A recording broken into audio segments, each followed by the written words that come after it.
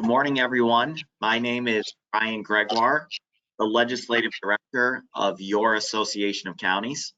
On behalf of our President, Jack Marin, and Executive Director, Stephen Aquario, I want to thank you for joining us this morning for our workshop on FEMA disaster assistance grants and how to maximize federal funding. I'd also like to thank the NTS Data Services for sponsoring our webinar this morning. New York State-based NTS Data Services works in close partnership with 51 counties and over 70 school districts across the Empire State to develop and apply election technology options. Jeanette, I'm just going to pause a moment. I'm hearing a lot of feedback on my end.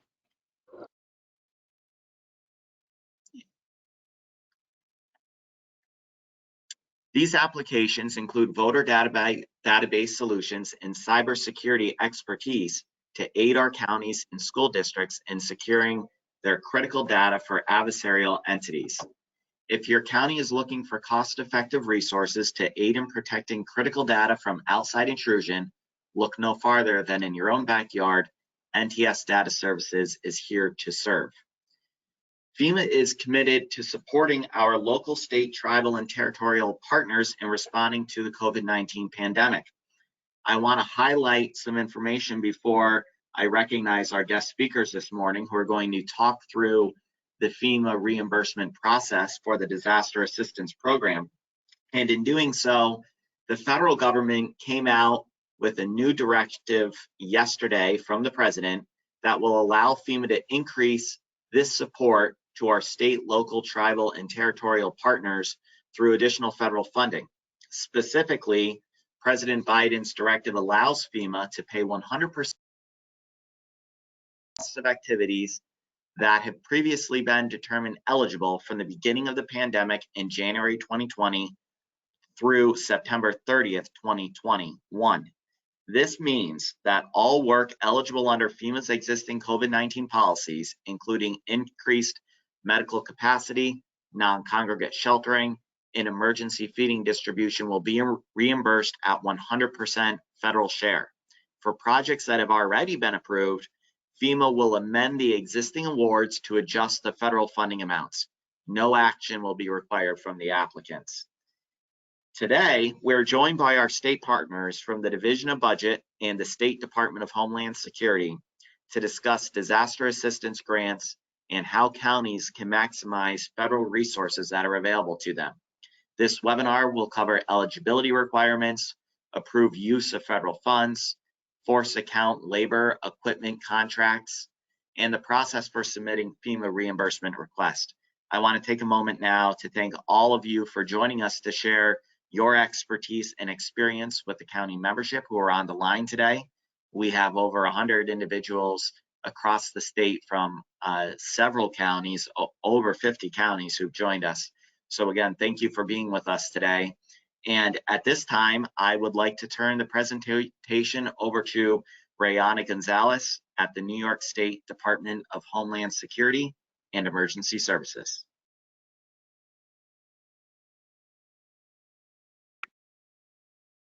Thank you, Ryan.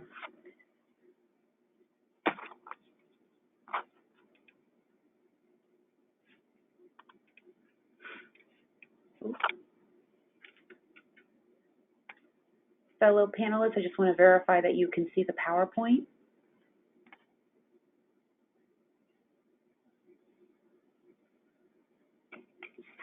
Rayana, we see your screen, but we see the PowerPoint shrunken down in a small size screen on the bottom.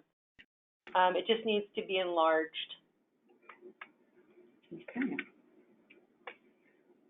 We're seeing your desktop. There you go.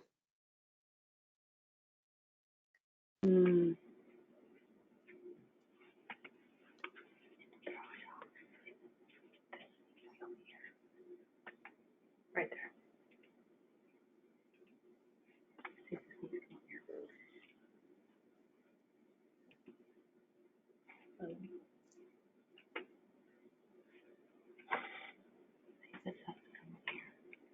I apologize. I have two screens, so Oh, So, you know what? Rayana, at the top where it says display settings, yes. you click on swap presenter view. Try that. Thank you. Perfect. Thank you. And thank you, You're everyone, welcome. for your patience. Good afternoon. As stated by Ryan, my name is Rayana Gonzalez. I'm the Deputy Director for Program Recovery within the New York State Division of Homeland Security and Emergency Services. I appreciate you all taking time out to speak with us today, and I'd like to welcome back those of you that joined us back in June when we did an initial applicants briefing for you. Today, I'm going to be providing updated information regarding DR 4480, aka the COVID-19, and revisiting some key policy and process topics. As Ryan mentioned earlier, we've had guidance as recent as Wednesday. We are going to cover that and let you know what we know and what yet we are waiting to hear back from FEMA in written guidance as it impacts the disaster and those costs that are eligible. So first of all, note that this incident period for the disaster declaration goes back to January 20th of 2020. This means that the eligible expenditures for activities conducted on or after January 20th can be submitted to FEMA for reimbursement. The incident period for DR 4480 is currently open-ended. This makes it the longest incident period ever for any disaster declared in the state of New York. It's also the first nationwide event where every state and territory has an open disaster for the same event. We anticipate that FEMA will establish an end date for the incident period at some point in the future, and when that is established, we will make sure that that information is available on our website. For county specifically, nearly every county thus far has been participating in this disaster. We have 56 counties in New York City that are eligible applicants for the Public Assistance Program. All counties have already been assigned a DISH's Disaster Assistant Representative, commonly referred to as a DAR. This individual is there to assist you with organizing and developing projects, as well as to answer any questions about FEMA's policy in the public assistance process. We ask that you not hesitate to reach out to them at any time with any questions or concerns you may have, especially given this event, the unique nature of it being open for so long and for FEMA's policy to be so fluid, changing, and evolving. Again, as Ryan said earlier, we've gotten guidance as recent as this past Wednesday, which is different than prior guidance provided. I will get into more details regarding the various policy updates. This builds upon what presentation we did back in June for the initial applicants briefing. With this, do note that on September 1st, FEMA published an interim FEMA policy, SM 104-009-19, Coronavirus Pandemic, Work Eligible for Public Assistance. This publication is on our website. What this did, FEMA stated that in the interim policy release, it was necessary in order to determine what is deemed to be conflicting interpretations of FEMA's initial guidance. This is the guidance that made adjustments to what was eligible for certain costs incurred and went into effect on September 15th. Also on November 19th, FEMA published the vaccination planning FAQ in preparation for the dissemination of the vaccinations. And January 21st, President Biden issued the presidential memorandum directing FEMA to make assistance available at 100% federal cost share for Category B of the Public Assistance Program in order to provide for the safe reopening and operation of eligible schools, child care facilities, healthcare facilities, non-congregate sheltering, domestic violence shelters, transit systems, as well as other applicants. This was to include the cost of both PPE and disinfectant. This was to be effective based on that policy January 21st of 2021 through September 30th of 2021. Subsequent to that, on February 2nd, the White House released a fact sheet, which then authorized the retroactivity reimbursement to state that 100% of federal cost share for FEMA eligible services went back to January 20th of 2020. it's important to note that this included mask, gloves, emergency feeding actions, as well as sheltering at-risk populations. Later, on February 2nd, President Biden then released another presidential memorandum that directs FEMA to provide 100% federal cost share for work eligible under the Public Assistance Category B, including the costs associated with the safe opening and operation of eligible schools, child care facilities, healthcare facilities, non-congregate shelters, domestic violence shelters, and transit systems as stated above. Again, this was effective January 21st, 2021 through September 30th of 2021. Furthermore, the February presidential memorandum directs FEMA to provide 100% retroactive federal cost share for work eligible for assistance under Public Assistance Category B, except for what was previously identified above as not being effective until January 21st of 2021. Now, this retroactive 100% goes back to the beginning of the disaster, January 20th of 2020.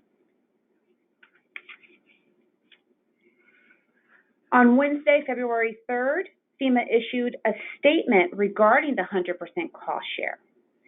This acknowledged the February 2nd presidential directive that allowed FEMA to pay 100% federal share on costs and activities that have previously been determined eligible from the beginning of the pandemic in January 20th, 2020 through September 30th of 2021. This means that all work eligible under FEMA's existing COVID-19 policies, including increased medical capacity, non-congregate sheltering, and emergency feeding distribution, will be reimbursed at 100% federal share. For projects that have already been approved, FEMA will amend the existing awards to adjust the federal funding amounts. No action will be required by the applicant. This statement acknowledged that FEMA is allowed to expand the activities eligible under reimbursement for work conducted after January 21st, 2021 until September 30th of 2021. Specifically, this is going to support the cost of safe opening and operation of eligible schools, child care facilities, healthcare facilities, non-congregate shelters, domestic violence shelters, transit systems, and other eligible applicants. We'll discuss more about that. So, based on the ever-evolving guidance, we have 3 possible incident periods.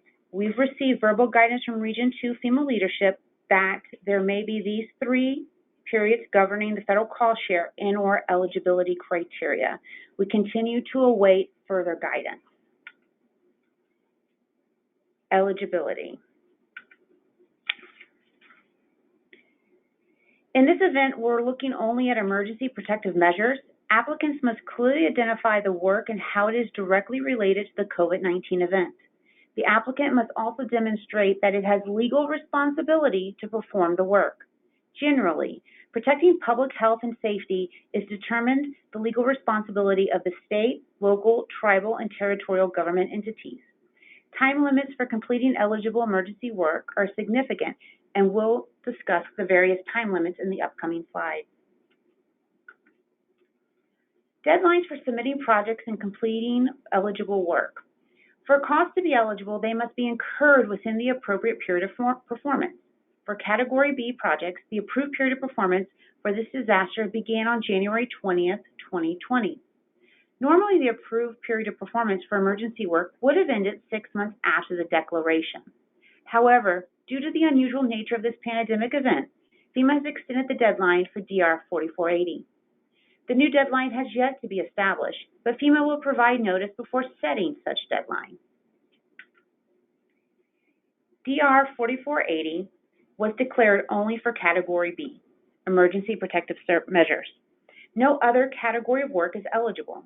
However, Category Z projects to reimburse applicants for management costs will be discussed later in this presentation.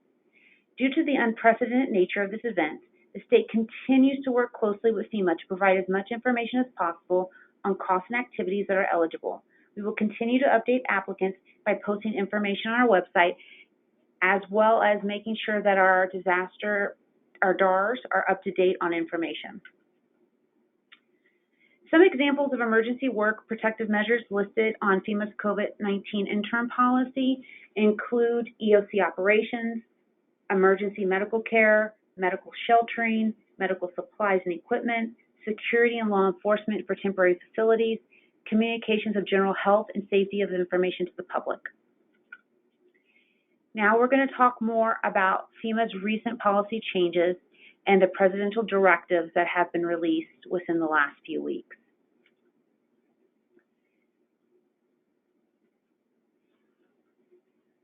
Before we get there, any policy guidance for work completed prior to September 15th, 2020 are governed by the policies stated here.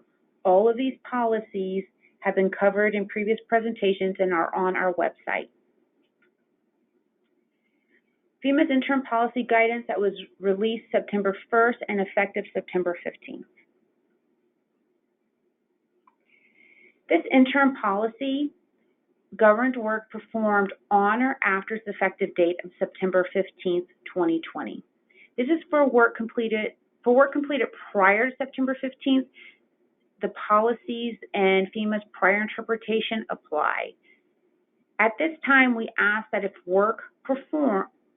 a project contains work performed in multiple periods, it's advised the applicant then document those costs separately. As mentioned before, we do have more recent guidance that was released this week regarding the eligible activities as well as the time frame. We continue to await written guidance from FEMA before adjusting. In FEMA's original fact sheet, Eligible Emergency Protective Measures, that was released in March of 2019, that is applicable through September 14th of 2020. For work completed on or after September 15th of 2020, only emergency protective measures specifically identified in the interim policy are eligible. We continue to await revised written policy to reflect the January 21st, 2021 Executive Memorandum. This could truncate the time span of the interim policy. Eligible work specifically identified in this interim policy include medical care, the purchase and distribution of food, non-congregate medical sheltering, as well as the operation of EOCs. In addition, communications to disseminate public information regarding health and safety measures and provide warnings about the risk of hazards is covered, and mass casualty management, including storage of human remains, mass mortuary services as necessary to manage fatalities caused by COVID-19.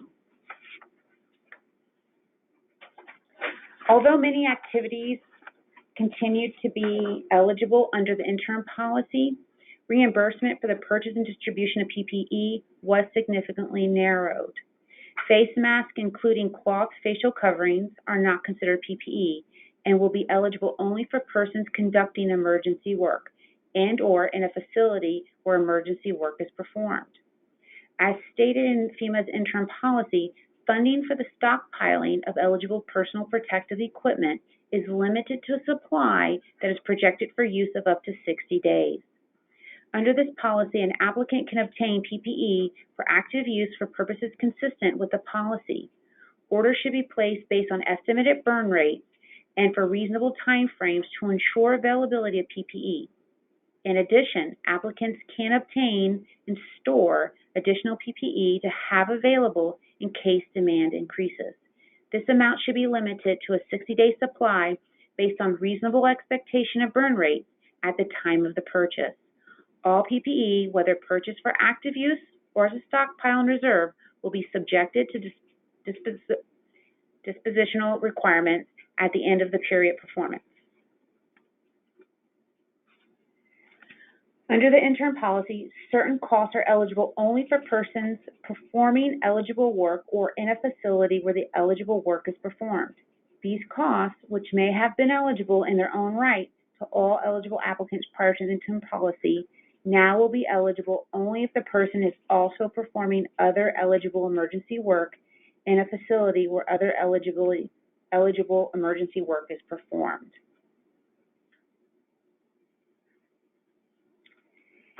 At this time, the interim policy states that certain items of work will not be reimbursed under FEMA's public assistance program, including increased operating costs, loss of revenue, costs associated with contact tracing, cost of employees quarantined or out sick, cost of reopening facilities.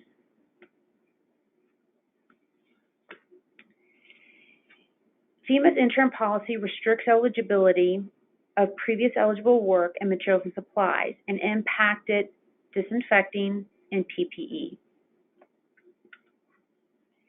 FEMA's initial policy allowed for a more broad reimbursement of cleaning and disinfecting and PPE for all applicants based on policy, guidance, and fact sheets.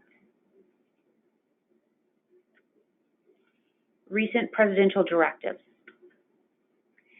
As stated previously, the January 2021 Executive Memorandum provides for the safe reopening and operation of eligible schools, child care facilities, healthcare facilities, non-congregate sheltering, domestic violence shelters, transit systems, and other applicants.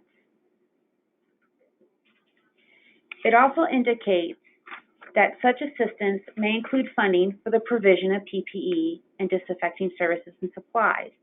It also directs FEMA to make assistance available at 100% federal cost share until September 30th of 2021.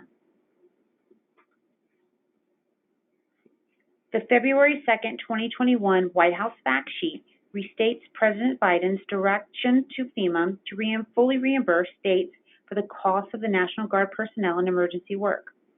It also authorizes retroactive reimbursement to states at 100% federal cost share for FEMA eligible services beginning January 2020. This includes masks, gloves, emergency feeding actions, and sheltering at-risk populations. In the February 2nd, 2021 Presidential Memorandum, President Biden authorizes retroactivity reimbursed at 100% federal cost share for Category B.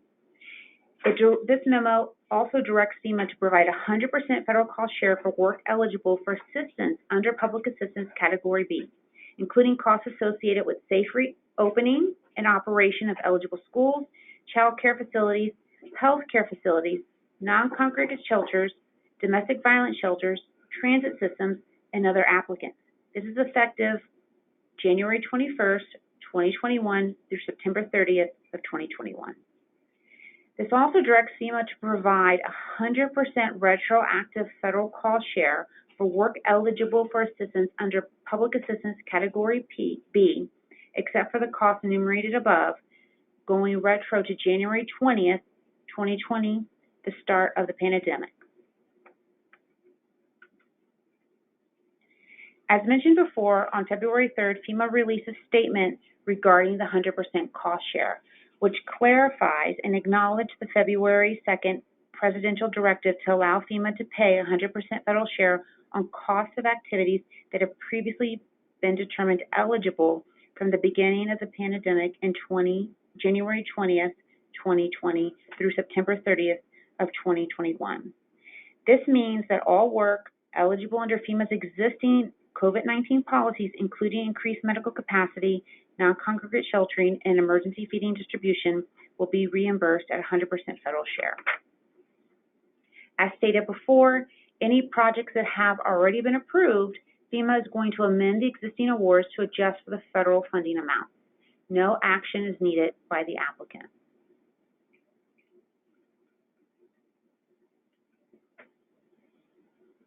The state continues to await updated policy guidance from FEMA regarding the implementation of the presidential memorandum.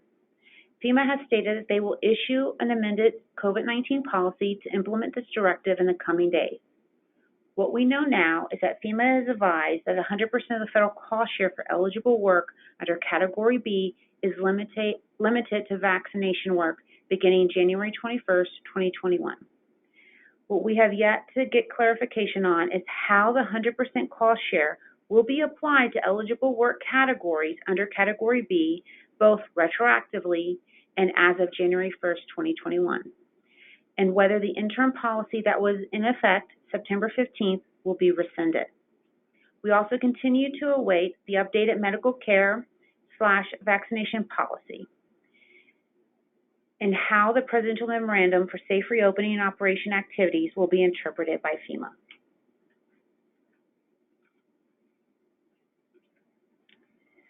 Guidance related to documentation. Due to us waiting clarification on revised policy and guidance, it's recommended that applicants with projects containing work in multiple periods document those costs separately. The interim policy for all applicants, FEMA is going to scrutinize the applicant's documentation of specific health guidance. The applicant follows the incurred costs, applicant decision-making process, the chain of custody, as well as the disposal of supplies and materials and equipment.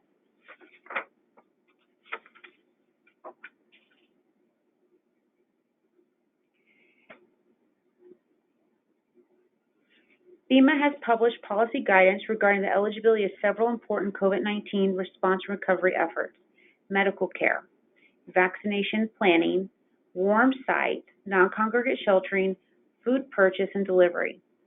Information on each of these will be in the following slides.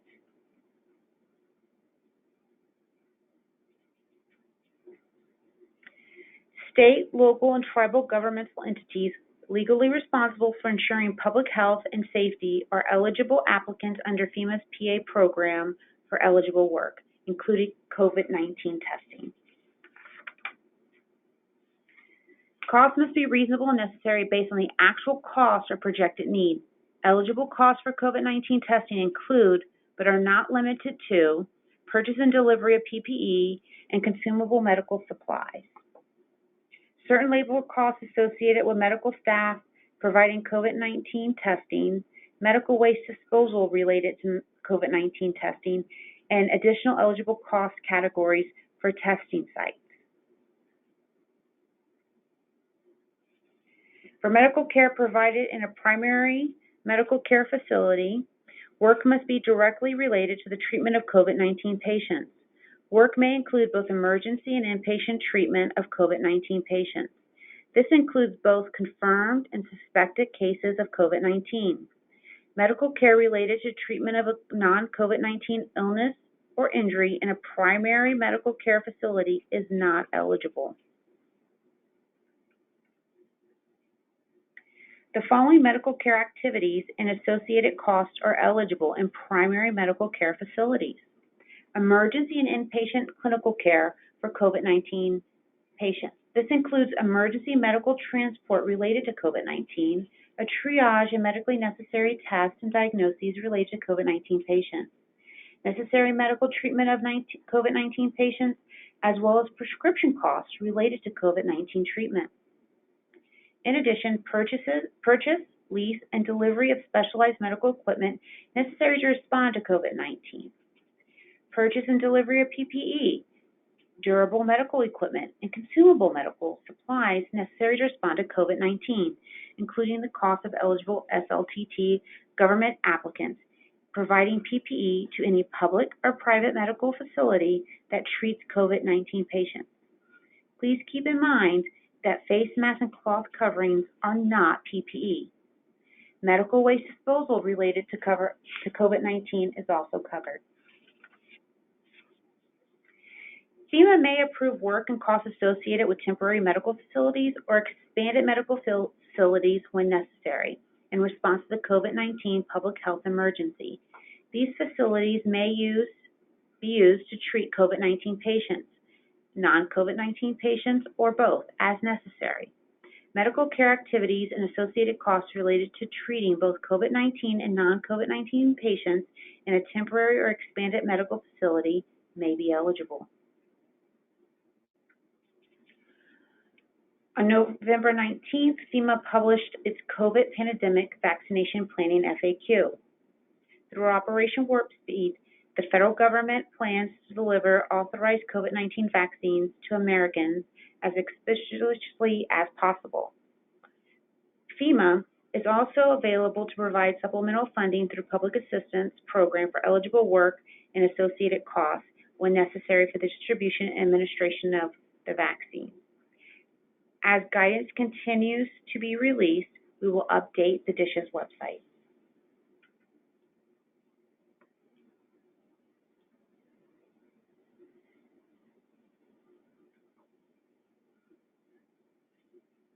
Vaccine planning. As mentioned before, through Operation Warp Speed, the federal government is planning to deliver authorized COVID-19 vaccine. The cost for vaccine administration will be covered by private and public health care providers. Most insurance, TRICARE, Medicare, and Medicaid, and the Children's Health Insurance Program. Healthcare providers may be reimbursed for administering COVID-19 vaccines to uninsured individuals through HHS's COVID-19 Uninsured Program. Vaccine providers will be able to charge an administrative fee to the program or entity providing reimbursement for COVID-19 vaccine. Work and associated costs to support the distribution and administration of COVID-19 vaccines may be eligible for public assistance. The work and associated costs must be in accordance with PA program eligibility requirements as outlined in the PAPA G. For example, costs covered by another source of federal funding or insurance are not eligible. The cost of the vaccine itself is covered by the federal government. The vaccine will be made available and has been made available through established healthcare delivery and reimbursement systems, and HHS has established mechanisms and program funding to support the COVID-19 effort. There may be additional costs that are incurred to support the distribution and administration of the vaccine. Such costs may be eligible for PA funding when they're necessary to effectively distribute and administer COVID-19 vaccines. Some examples of work and cost under PA include but are not limited to PPE, other equipment, and supplies required for the storing, handling, distribution, transporting, and administering of COVID-19 vaccines. Facility support costs, including leasing space for storage and or administration of vaccines, utilities, maintenance, and security. Additionally, additional staff if necessary, including medical and support staff, not paid for by another funding source. On-site infection control measures, including PPE for staff, as well as cloth face coverings for patients, temperature scanners, physical barriers, and disinfecting the facilities in accordance with CDC guidance. Emergency medical care associated with the vaccine administration. Medical waste disposal, and communications to disseminate public information regarding vaccines. Eligibility among various programs of federal assistance depends on the specific statutory and regulatory provisions and criteria that apply to each program. In some cases, there may be overlap among programs regarding what is eligible. FEMA will allow costs that are eligible under PA that are also eligible under other federal programs as long as the funding for the same item of work and associated costs is not provided by another source of federal funding, insurance, or any other funding source. Costs for administering the vaccine to individuals may be covered by other mechanisms, including health insurance. Applicants should follow their normal billing practices and must certify that they have not received and do not anticipate receiving assistance from these sources or any other sources the same work or cost. States continue to wait for updated written guidance from FEMA on eligible work related to vaccine administration distribution. FEMA has verbally advised the state that eligible vaccination work will be supported by 100% federal cost share beginning January 21st, 2021. FEMA has also advised that expedited funding may be available to applicants for this purpose. An advance payment under this option requires that a funding agreement be made between the applicant and the grantee.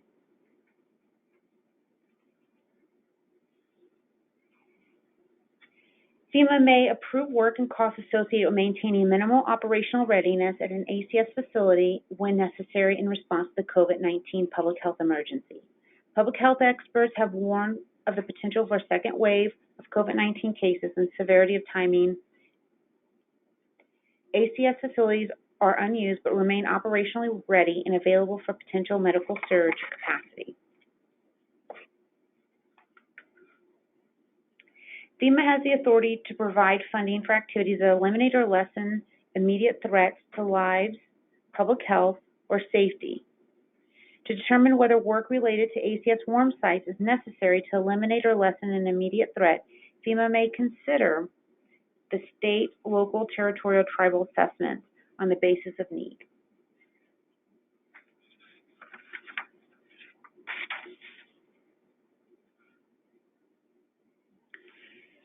Region 2 continues to work with DISHs to identify the ACS warm sites, provide support for these warm sites, and to reduce excess capacity.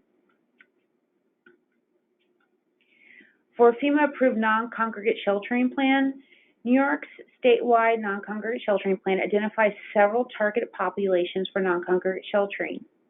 COVID-19 positive individuals requiring isolation but not hospitalization and who do not have an appropriate home setting or have medically vulnerable individual in the home setting where they would otherwise be isolated. Individuals who have been exposed to COVID-19, including those individuals identified as part of contact tracing efforts within New York State, who do not have an appropriate home setting for isolation.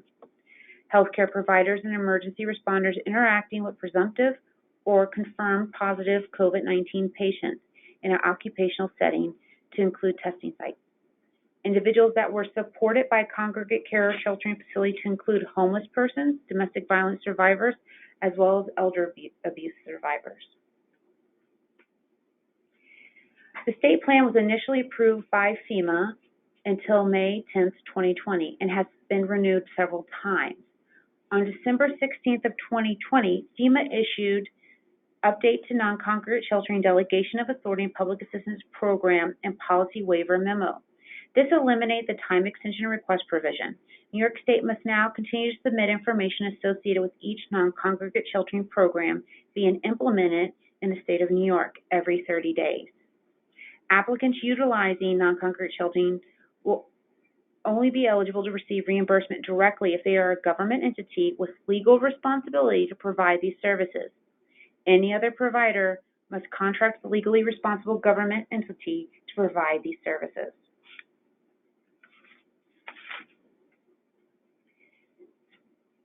For this reason, PNPs utilizing non-congregate sheltering will have to seek reimbursement through a legally responsible government entity for the eligible population. In most instances, the governmental entity that provides any other type of funding to the PNP could be the applicant.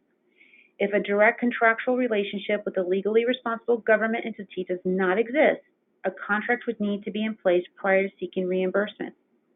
States and other FEMA regions have reported successful approval of after-the-fact contracts between PNPs and SLTTs.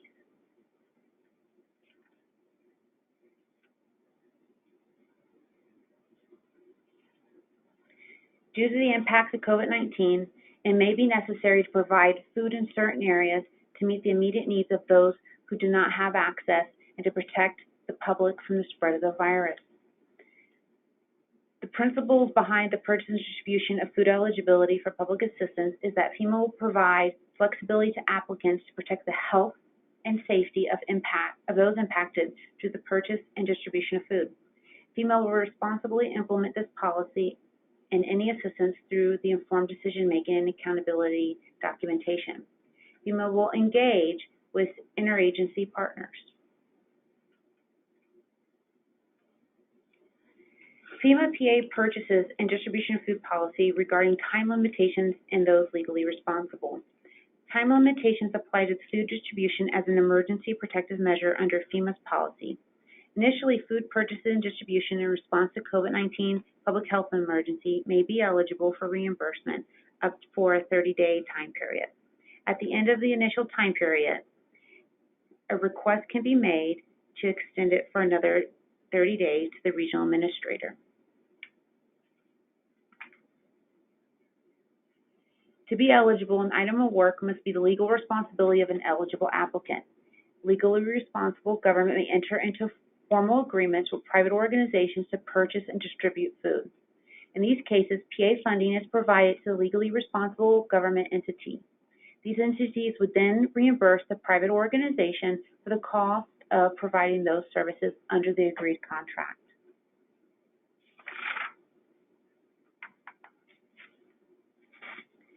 When it is necessary as an emergency protective measure, eligible work related to the purchase and distribution of food in response to COVID-19 pandemic includes purchasing, packaging, and/or prepared food, including food commodities, fresh food, shelf-stable food products, and prepared meals. Delivering food when conditions constitute a level of severity that food is not easily accessible for purchase, and then leasing of distribution and storage space, vehicles, and necessary equipment. Any food purchases and distribution must be shown to be necessary as an emergency protective measure to save lives and protect public health and safety. Several indicators may demonstrate this need, including to reduce mobility of people in need due to government-imposed restrictions, including stay-at-home orders, the market increase or atypical demand for feeding resource, and a disruption in the typical food supply chain within a given jurisdiction. Populations in an impacted community that may need the provision of food as a life-saving and life-sustaining measure may include those who test positive for COVID-19 or have been exposed to COVID-19 but who do not require hospitalization, and high-risk individuals such as people over 65 with certain underlying conditions.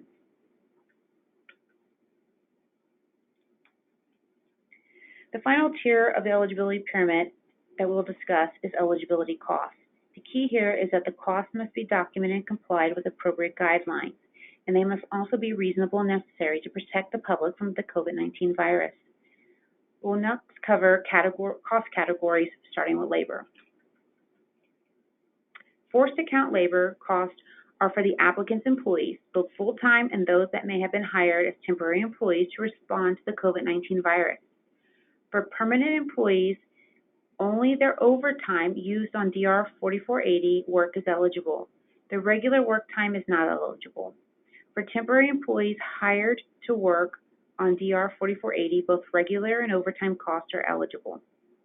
In addition, fringe benefit costs for eligible hours are also eligible, and you may be asked to calculate an average fringe benefit hourly rate for your employees.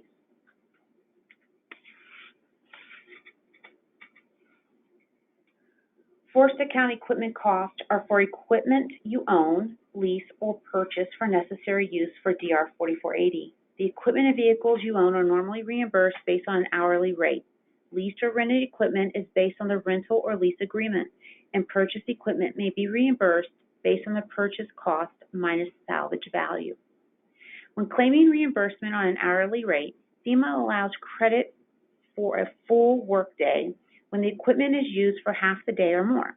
For example, if you have a vehicle that transports medical equipment to a temporary medical facility, the equipment is then offloaded and used for 5 hours at the temporary facility, and then is loaded back onto the vehicle and returned to its origin. The vehicle used is only eligible for actual hours in transit to and from the site, but the equipment used at the facility for 5 hours is eligible for the entire workday, because it was used for more than half of the regular workday. Once again, we stress documentation. FEMA will want to know the type of equipment, including the size and capacity, the date, the hours used, location, purpose, operator information, and rate. Copies of logbooks may also be required. FEMA has cost codes establishing equipment rates, which are normally used to reimburse equipment usage, but applicants can use local rates if they were established prior to the event. FEMA's cost codes are normally more advantageous, except perhaps in high-cost areas where local rates may be higher.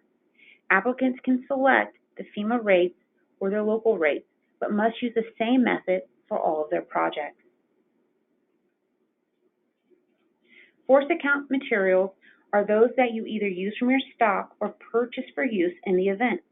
If you have invoices for your stock items, they can be used to establish cost, or you can document 3 quotes from local vendors to establish cost. You do not have to replace the items taken from stock in order to submit for reimbursement for that stock used in response to the COVID-19 event. Keep in mind that it seems you will your purchase must meet all contracting and purchasing requirements and be fully documented. You will also need to account for materials not used for eligible work during the authorized period of performance. So tracking inventory and documenting usage is important. We will discuss further in the next slide. FEMA will scrutinize the applicant's documentation of adherence to procurement requirements, including reasonableness of cost and how the item was procured, if applicable, invoices and proof of payment, if applicable, shipping information, if applicable, asset distribution of all locations, including storage areas, stockpiles, and storage, usage and the performance of eligibility work.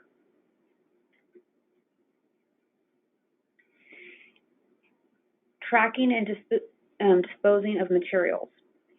If an applicant purchases supplies for its own use at the end of the authorized period of performance, it must report back to FEMA if all supplies were used. FEMA will accept a certification from the applicant regarding the amounts of any unused supplies. However, the applicant must be prepared to provide source documentation to the OIG if audited. If an applicant purchases supplies to be distributed to other agencies or entities, it must track what and how much was provided to what agency or what entity and provide that information to FEMA. Require that the agency or entity track the use of the supplies to be distributed. FEMA will accept certification from the agency or entity that it provides to the applicant regarding the amount of any unused supplies. However, the applicant must be prepared to provide source documentation to OIG if audited. Disposition of supplies. All applicants, including state and territorial government applicants, must calculate the current fair market value of any unused residual supplies, including materials, that FEMA funded for any of its projects and determine the aggregate total. The applicant must provide the current fair market value if the aggregate total of unused residual supplies is greater than $5,000. FEMA reduces eligible funding by this amount. If the aggregate total of unused residual supplies is less than $5,000, FEMA does not reduce the eligible funding. Donated resources. Typically, donated resources, whether labor, equipment, or materials, can be used to offset the local share of emergency work. In DR 4480, when the disaster is set at 75% federal cost share, which means the applicants had a local cost share of 25%, donated resources could be used to offset that local share. At this time, Region 2 has advised that the federal cost share applied to work performed retroactively is 100%. Since applicants may no longer have a local cost share, donated resources would not be allowed. Now we will cover contracts and procurement. All contracts and purchases must comply with all local, state, and federal procurement requirements. While some requirements may be suspended in types of circumstances we're seeing with COVID-19, it is prudent to make sure your contracting and purchasing folks are taking all reasonable steps to comply with whatever requirements apply and follow the appropriate guidelines. FEMA staff will be reviewing contracts. All projects are subject to audit by both the state and federal OIG. Detailed procurement guidance, including procurement in emergency and extingent circumstances, is available on FEMA's website through the Resource tab and Grants portal and has been posted on the Dishes Recovery website for the disaster. Again, it bears repeating. Make sure all contracts follow the appropriate guidelines with the understanding that FEMA staff will be looking at the contracts closely. The preferred contracts are those that are competitively bid. Also, don't forget the importance of tracking and documenting inventory and usage so you will be able to comply with disposing requirements at closeout. Types of contracts. Lump sum contracts are acceptable and require minimum monitoring by the applicant, as you don't have to document the quantity separately. Time and material contracts can be used, but there are some explicit restrictions. Time and material contracts must have a cap, which the contractor exceeds at its own risk. For example, a cap not to exceed $200,000 or a cap not to exceed 70 hours of work. The intent behind allowing time and material contracts is to allow an applicant to respond to the immediate needs while giving the applicant time to utilize their normal procurement procedure for scopes of work that will continue for a prolonged period of time.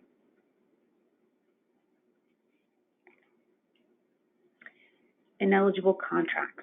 Be aware of types of contracts that may jeopardize reimbursement. The cost plus percentage of cost contract is where the contractor says they will do the work for whatever it costs them plus a percentage of that cost. For example, the contractor spends $100,000 on work and the percentage agreed on is 15%. The contractor receives $115,000. In this type of contract, there is no incentive for the contractor to work efficiently and swiftly. The more time he takes, the larger his profit. This is an ineligible contract, and FEMA may make your project ineligible if you use it. Contracts that state that they are contingent on the applicant receiving a reimbursement for FEMA are also ineligible.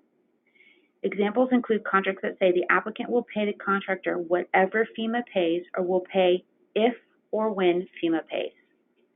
Such contracts are ineligible. If you act using your normal procurement procedures without any reference to reimbursement from FEMA. The last point is avoiding contracting and debarred contractor. Make sure your contracting folks are checking the list to see that they are not dealing with debarred contractor, as the contract will be ineligible.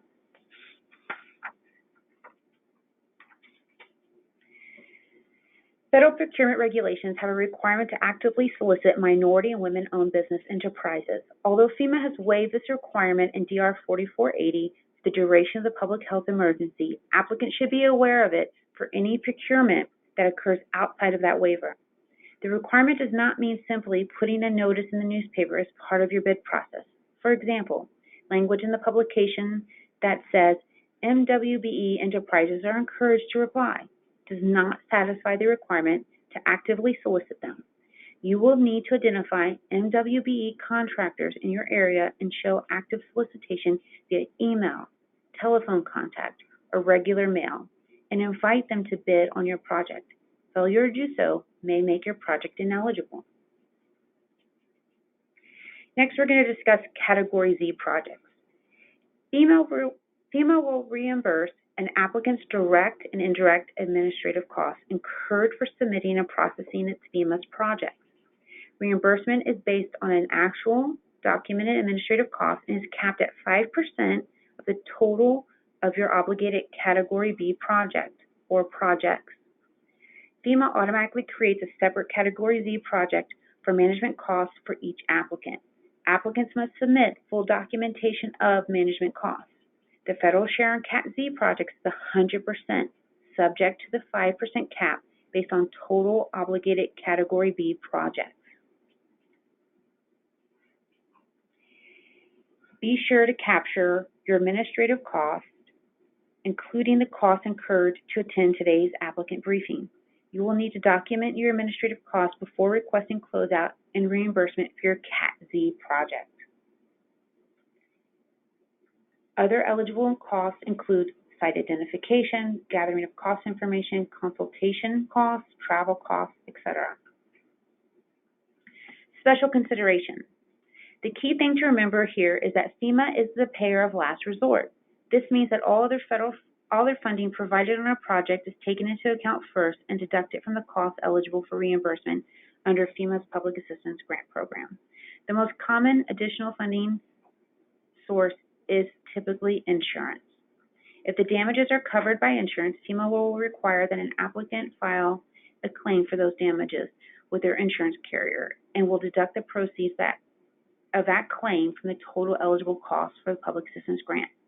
In DR 4480, there's a particular likelihood of other grant funding sources, such as grants available to the U.S. Department of Health and Human Services.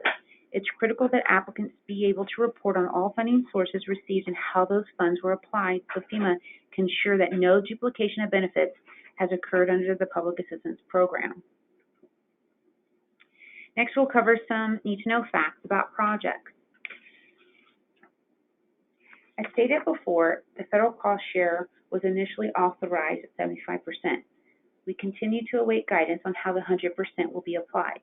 FEMA Region 2 leadership has advised the federal cost share applied to work performed is 100%, and that this work would be applied for work performed prior to January 21st of 2021.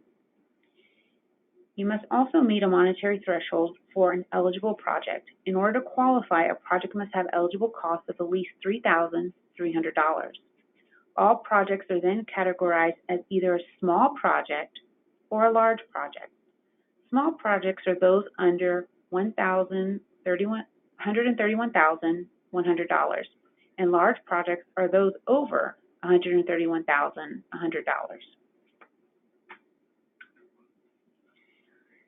Let's discuss some differences between small and large projects and the requirements. First, the main difference between a small project and a large project in regard to the payment received when the project is initially obligated. New York is a pass-through state, which means that when FEMA obligates a project, it transfers the funds for that project to the state. For a small project, Dishes Finance will then pass through the federal share of that project to the applicant, regardless of whether the project is completed or not. For large projects, on the other hand, Dishes Finance will only pass through the federal share at a percent the project is listed as complete. For example, if a project is obligated at $1 million at 25% work complete, the applicant's initial payment will only be for the federal share. Typically, that is 75% of the $250,000. The second main difference between small and large projects is regard to closeout requirements. Small projects require no formal closeout process, but do require the applicant submit the P4 form, which is certification by the applicant that they have completed the authorized scope of work for the project. Large projects, on the other hand, must be paid on actual cost, so they require a formal closeout. A P4 form must also be submitted on a large project when the work is complete to trigger the large project final accounting process. Keep in mind, for large projects, there's a quarterly reporting requirement as long as the project remains open. We've covered a lot of ground and understand there's a lot to absorb with respect to public assistance programs. FEMA and state personnel are available to assist you in developing and organizing your costs and damages into logical projects. Federal and state public assistance staff have a lot of experience in many areas and can call on their expertise if you encounter a challenging situation or project.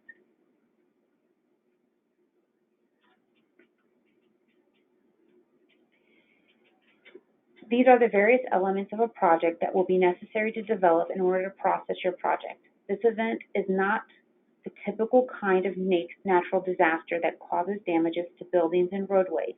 This pandemic event will require documenting the activities and costs incurred in responding to the virus.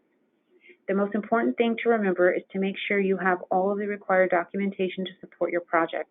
This includes invoices, contracts, insurance policies, claims, settlements, actual costs, personnel policies, procurement documentation, proof of payment, etc. If you do not provide the required documentation, FEMA may issue a request for information, also known as a RFI, and withhold reimbursement until you comply.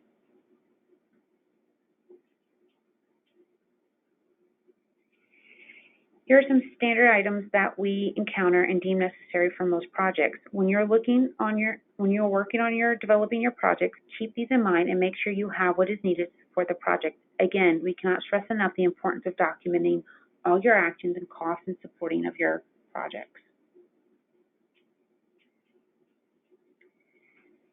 The Recovery Transition Meeting provides an opportunity for the applicant to review their projects with FEMA and Dishes personnel in order to make sure that all of their eligible work undertaken has been captured in one or more projects and submitted to Grants Portal. It is at this point that you will be transitioned to a Dishes Disaster Assistance Manager for DR 4480, who will then be your primary point of contact for any further actions that may be necessary, including scope of work change requests, quarterly reports, and closeouts. When FEMA obligates your projects, you will receive what is commonly referred to as a blue book from Dishes. We call it simply because it used to come in a blue book pocket folder. It will include a copy of your project in the P4 form for you to certify project completion. please make sure you return this form when your project is completed so DISHES can submit it to FEMA and have the project closed in the system. Receipt of the Blue Book also starts a 60-day clock for an appeal, so please review your projects promptly and close when you receive the Blue Book to make sure everything's in order. If not, please contact your point of contact through DISHES immediately. An applicant may appeal any FEMA determination. You have 60 days from the receipt of the notice of the determination, such as the Blue Book or a FEMA determination letter or memorandum, to submit an appeal on that determination. This 60-day deadline is for submitting your complete appeal package to DISHES, not just a notice of intent to appeal. We have an appeal team at DISHES who will assist you in developing your appeal upon request. The small project reconciliation is a particular type of appeal. Recall that when a small project is obligated, DISHES Finance will pass through the federal share of that project to the applicant, regardless of whether the project is complete or not. If you find that the estimate or cost of your small project were insufficient, you may file an appeal for reconciliation. You must file the appeal within 60 days of completing your last small project. FEMA will then review your actual costs on all your small projects, not just the project in which you claim an overrun. If there is a net cost overrun on all of your small projects combined, FEMA will obligate the additional funds. However, if it's found that you actually have a net underrun, FEMA may deobligate the overpayment. For this reason, applicants contemplating a request for small project reconciliation are strongly encouraged to contact your DISHES point of contact to request assistance. There are two levels of appeals within the FEMA Public Assistance Program. The first level of appeal is the FEMA Regional Administrator, which in our case is Region 2, with offices in New York City. The second level of appeal is the FEMA Deputy Administrator for Recovery in Washington, D.C. Arbitration is a relatively new option where an applicant can elect to go to arbitration in lieu of a second appeal if certain criteria are met as shown on the slide. While the applicant can elect to have legal counsel and expert witness in arbitration, those costs are not reimbursable. Here are some pitfalls to avoid. Please make sure you follow all your procedures, guidelines, and regulations. And if you are not sure about something, please raise the question to your point of contact here at DISHES, and get answers before you proceed. Contacts and additional information. Here's DISHES contact information should you have any questions.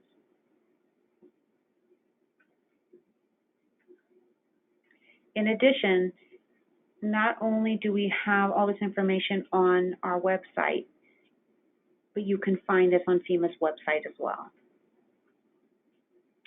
And now I conclude for any questions. Okay, Rayana, thank you so much for that really in-depth presentation. It was a terrific amount of information.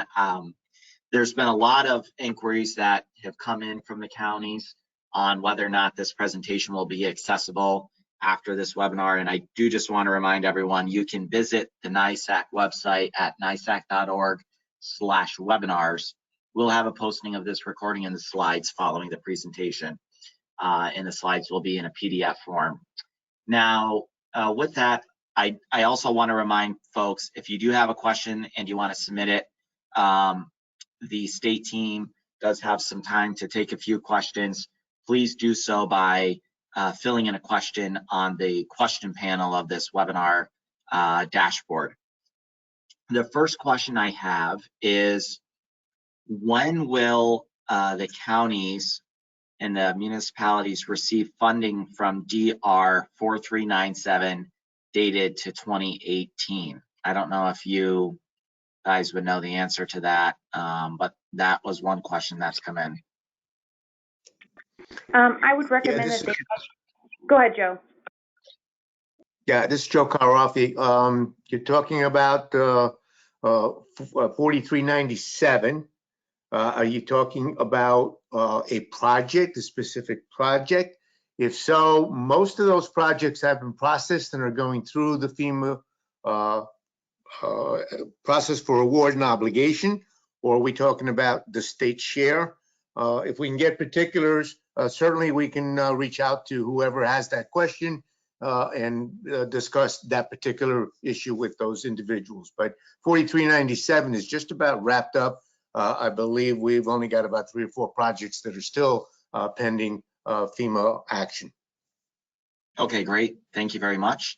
The next question that has come in is, I represent a county board of elections. During the presidential election cycle last year, we incurred costs relative to sanitizing every polling place during voting. Also, we needed to engage the services of temporary help to help answer phones and mail basic information to voters to relieve permanent staff of those tasks since they were busy with preparing for the election. I believe these expenses were considered allowable in your presentation.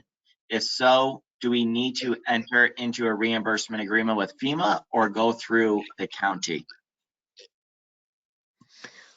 Unfortunately, I believe that's a misinterpretation. They are not eligible. Those costs are considered by FEMA increased operating expenses, as those costs do not directly protect the public from the COVID-19 virus. So FEMA is going to look at those costs as an increased operating expense of continuing to do your normal function, which is to run the election. Okay, thank you very much, Joe.